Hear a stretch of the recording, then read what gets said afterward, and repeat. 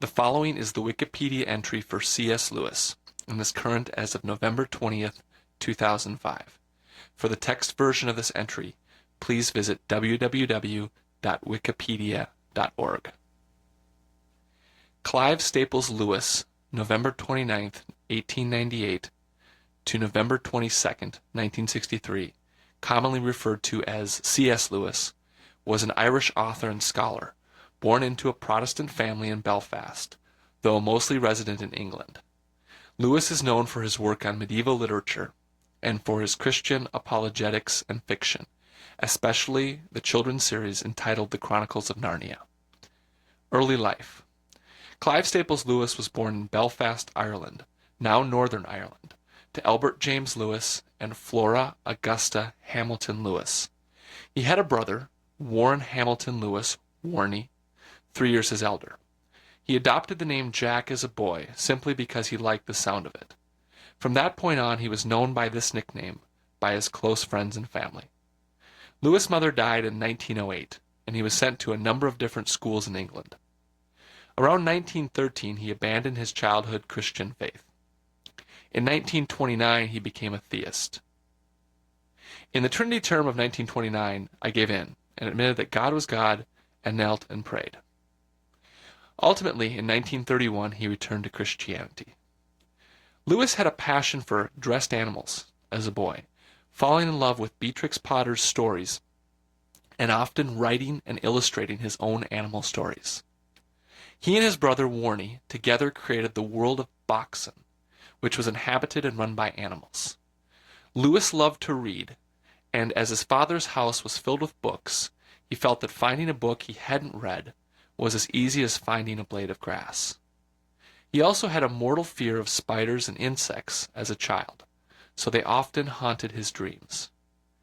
As a teenager, he was wonderstruck by Richard Wagner and the songs and legends of the North.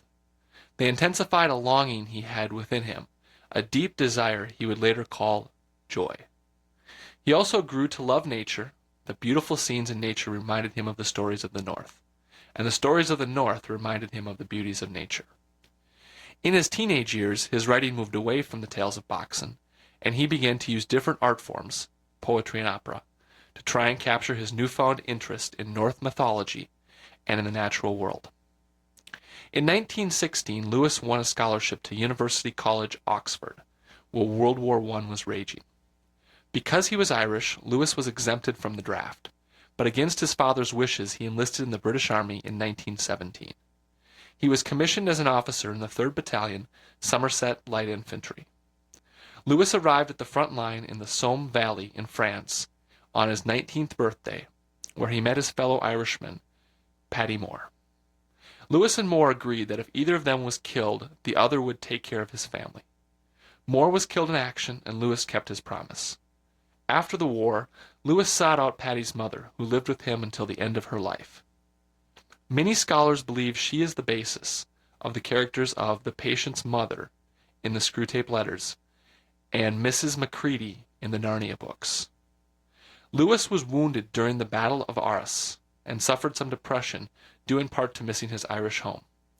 On his recovery, he was assigned duty in England. He was discharged in December 1918 and returned to his studies. He received a first in honor moderations, Greek and Latin literature, in 1920, a first in greats, philosophy and ancient history, in 1922, and a first in English in 1923. My Irish Life. Lewis experienced a certain culture shock when living in England. No Englishman will be able to understand my first impressions of England, Lewis wrote in Surprised by Joy. The strange English accents with which I was surrounded seemed like voices of demons. But what was worst was the English landscape. I have made up the quarrel since, but at that moment I conceived a hatred for England which took many years to heal.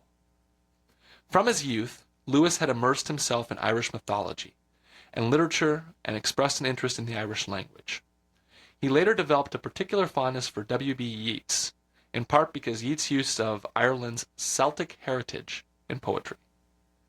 In a letter to a friend, Lewis wrote, "I have here discovered an author exactly after my own heart, whom I am sure you would delight in, W.B. Yeats. He writes plays and poems of rare spirit and beauty about our old Irish mythology.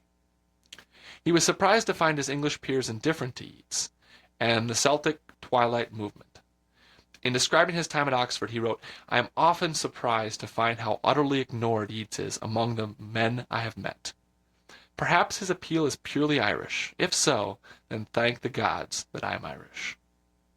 Perhaps to help cope with his environment, Lewis even expressed a somewhat tongue-in-cheek chauvinism towards the English. Describing an encounter with a fellow Irishman, he wrote, "Like all Irish people who meet in England, we ended by criticisms of the inevitable flippancy and dullness of the Anglo-Saxon race. After all, there is no doubt that the Irish are the only people I would not gladly live or die among another folk." Lewis did indeed live and die among another folk, due to his Oxford career, and often expressed a certain regret at having to leave Ireland. Throughout his life, he sought out the company of his fellow Irish living in England, and visited Ireland regularly. He calls this "my Irish life." Early in his career, Lewis considered sending his work to the major Dublin publishers. In a letter to a friend, he wrote, "If I do ever send my stuff to a publisher, I think I shall try Manusel, those Dublin people, and so tack myself definitely on to the Irish school." After his conversion to Christianity, his interest gravitated towards Christian spirituality and away from Celtic mysticism. Lewis taught as a Fellow of Magdalene College, Oxford, for nearly 30 years, from 1925 to 1954, and later was the first professor of medieval and Renaissance literature at the University of Cambridge, and a Fellow of Magdalene College, Cambridge. Using this position, he argued that there was no such thing as an English Renaissance. Much of his scholarly work concentrated on the latter Middle Ages, especially its use of allegory. His Allegory of Love, 1936, helped reinvigorate the serious study of late medieval narratives like the Roman de la Rose. Lewis wrote a preface to John Milton's poem Paradise Lost, which is still one of the most important criticisms of that work. His last academic work, The Discarded Image, An Introduction to Medieval and Renaissance Literature, 1964, is a summary of the medieval worldview, the discarded image of the cosmos in his title.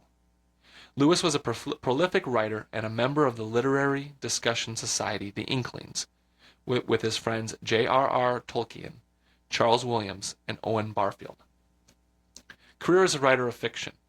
In addition to his scholarly work, Lewis wrote a number of popular novels, including the science fiction space trilogy, his fantasy Narnia books, and various other novels, most containing allegories on Christian themes such as sin, the fall, and redemption. For more information about those works, see their individual Wikipedia articles. The Pilgrim's Regress. His first novel after becoming a Christian was The Pilgrim's Regress, his take on John Bunyan's The Pilgrim's Progress, which depicted his own experience with Christianity. The book was panned at the time. Most people had not had Lewis's experience and couldn't relate. Space Trilogy. His Space Trilogy, or Ransom Trilogy, novels dealt with what Lewis saw as the then-current dehumanizing trends in modern science fiction. The first book, Out of the Silent Planet, was apparently written following a conversation with his friend J.R.R. Tolkien about these trends. Lewis agreed to write a space travel story and Tolkien a time travel one. Tolkien's story, The Lost Road, a tale connecting his Middle-earth mythology and the modern world, was never completed. Lewis's character of Ransom is generally agreed to be based, in part, on Tolkien. The minor character Jules from That Hideous Strength is an obvious caricature of H.G. Wells. Many of the ideas presented in the books, particularly in That Hideous Strength, are dramatizations of arguments made more formally in Lewis's The Abolition of Man. Works on Heaven and Hell. The Great Divorce is a short novel about imagined conversations in the foothills of heaven between the saved and the potentially damned. The title is a reference to William Blake's The Marriage of Heaven and Hell. This work deliberately echoes two or more famous works with a similar theme, The Divine Comedy by Dante and John Bunyan's Pilgrim's Progress. Another short novel, The Screwtape Letters, consists of letters of advice from an elderly demon to his nephew. In the letters, Screwtape, the elder demon, instructs his nephew Wormwood on the best ways to tempt a particularly human and secure his damnation. The Chronicles of Narnia. This is a series of 7 fantasy novels for children that is by far the most popular of Lewis's works. The books have Christian themes and describe the adventures of a group of children who visit a magical land called Narnia.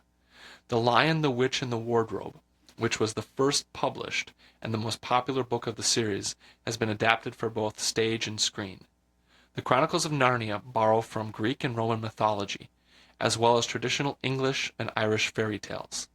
Lewis reportedly based his depiction of Narnia in the novels on the geography and scenery of the Mourne Mountains in County Down, Northern Ireland.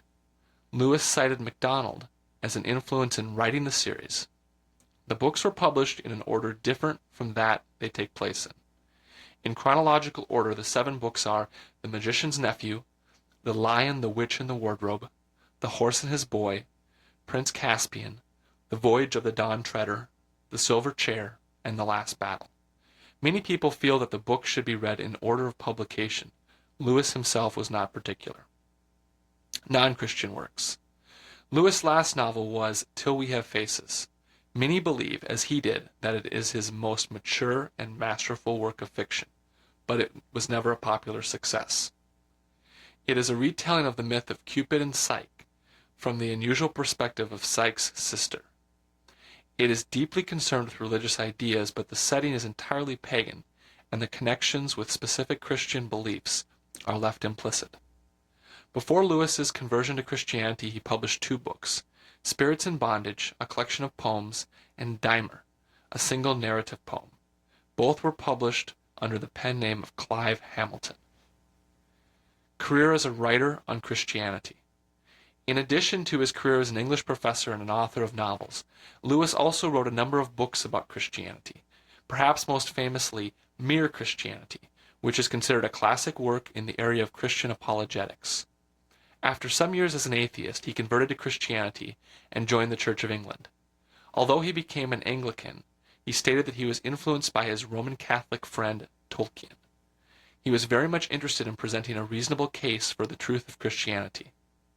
Mere Christianity, The Problem of Pain, and Miracles were all concerned, to one degree or another, with refuting popular objections to Christianity. He has become popularly known as the Apostle to the Skeptics, because he originally approached religious beliefs as a skeptic, and he was converted by the evidence. Consequently, his books on Christianity examine common difficulties in accepting Christianity, such as, how could a good God allow pain to exist in the world, which he examined in detail in The Problem of Pain. Lewis also wrote an autobiography entitled Surprised by Joy, which describes his conversion. It was written before he met his wife, Joy Gresham. His essays and public speeches on Christian belief, many of which were collected in God in the Dock and The Weight of Glory and Other Addresses, remain popular today for their insights into faith. His most famous works, The Chronicles of Narnia, contain many strong Christian messages. They are often mistaken for allegory, but, as Lewis himself said, are certainly not allegory. Lewis is said to have stated that he wrote the novels when he wondered what it would be like if Jesus Christ was incarnated on another world or planet to save the souls of those inhabitants. Trilemma. The term trilemma actually comes from Christian apologist Josh McDowell, who based it on one of Lewis's best-known arguments in favor of Christianity from his book Mere Christianity. According to the argument, most people are willing to accept Jesus Christ as a great moral teacher, but the Gospels record that Jesus made many claims to divinity, either explicitly, I and the Father are one, John chapter 10, verse 30, or implicitly, by assuming authority only God could have. The Son of Man has authority on earth to forgive sins, Matthew chapter 9, verse 6. Assuming that the Gospels are accurate, Lewis said that there are 3 options. Number 1, Jesus was telling falsehoods and knew it, and so he was a liar. Number 2, Jesus was telling falsehoods but believed he was telling the truth, and so he was insane. Number 3, Jesus was telling the truth, and so he was divine. Thus Lewis maintained that one cannot argue Jesus was merely a great moral teacher, because his moral teachings would be invalidated by virtue of either his lying or his insanity. On the other hand, if he was divine, he must clearly be more than merely a great moral teacher. Quotes are from the New International Version of the Bible. Portrayals of Lewis' life. Recently, there has been some interest in biographical material concerning Lewis. This has resulted in several biographies, including books written by close friends of Lewis, among them Roger Lancelyn Green and George Sayer, at least one play about his life, and a 1993 movie titled Shadowlands, based on an original stage and television play. The movie fictionalizes his relationship with an American writer, Joy Gresham, whom he met and married in London, only to watch her die slowly from bone cancer. Lewis's book, A Grief Observed, describes his experience of bereavement in such a raw and personal fashion that Lewis originally released it under the pseudonym N.W. Clerk to keep readers from associating the book with him. Ultimately, too many friends recommended the book to Lewis as a method for dealing with his own grief, and he made his authorship public. Lewis's death and legacy. Lewis died on November 22, 1963, at the Oxford home he shared with his brother Warren. He is buried in the Headington Quarry Churchyard, Oxford, England. Media coverage of his death was overshadowed by news of the assassination of President John F. Kennedy, which occurred on the same day, as did the death of author Aldous Huxley. This coincidence was the inspiration for Peter Kreeft's book Between Heaven and Hell, a dialogue somewhere beyond death with John F. Kennedy, C.S. Lewis, and Aldous Huxley. In this philosophical work, the three men meet in a limbo before the afterlife, and debate the divinity of Jesus Christ, contrasting the differences in their personalities and worldviews, humanism, Christianity, and pantheism. A bronze statue of Lewis looking into a wardrobe stands in Belfast's Hollywood Arches. Many books have been inspired by Lewis, including A Severe Mercy by his correspondent Sheldon Vanniken. The Chronicles of Narnia has been particularly influential. Modern children's authors like Daniel Handler, A Series of Unfortunate Events, and Owen Colfer, Artemis Fowl, have been influenced more or less by Lewis' series. Authors of adult fantasy literature, such as Tim Powers, have also testified to being influenced by Lewis's work. Most of Lewis's posthumous work has been edited by his literary executor, Walter Hooper. An independent Lewis scholar, the late Catherine Linskog, argued in several books that Hooper's scholarship is not reliable and that he has made false statements and attributed forged works to Lewis. See The Dark Tower. Scholars in the field of Lewis studies are divided over whether these charges have been settled at all, and if so, in whose favor. This has been the Wikipedia entry for C.S. Lewis.